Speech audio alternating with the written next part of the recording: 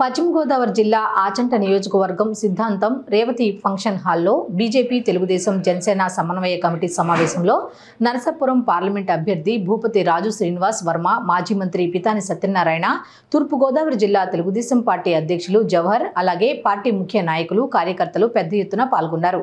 ఈ సమావేశంలో పితాని సత్యనారాయణ మాట్లాడారు. తప్పు చేస్తున్నారని హెచ్చరిక చేస్తున్నా, ప్రతి ఒక్కరిని వదిలే ప్రసక్తి లేదని మాట హెచ్చరిక చేస్తున్నా.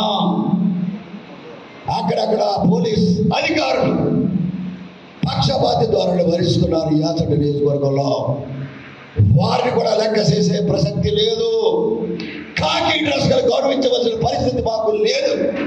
మీరు దారి తప్పితే మిమ్మల్ని తప్పించడానికి కూడా వెనుకాడము. ఈవేళ భారతీయ జనతా పార్టీ, జనసేన సైనికులు, తెలుగుదేశం పార్టీ హెచ్చరిక చేస్తున్నాం. కార్యకర్తలారా ధైర్యంగా పనిచేయమని చెప్పడానికి వేదిక పెట్టుకున్నాం.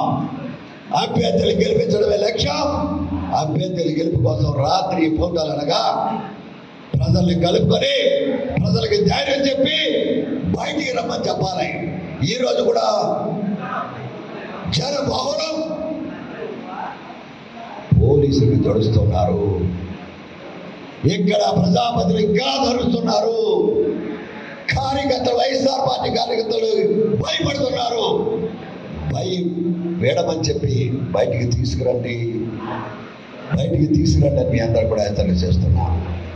ఇది ఈరోజు ఈ యొక్క ఎన్నికల ప్రసార సభలో మన నియోజకవర్గంలో నియమావళిని పాటించని ఏ అధికారిని, ఏ ప్రజాపతిని కూడా ఆఖరికి డ్వాక్రా గుంపులు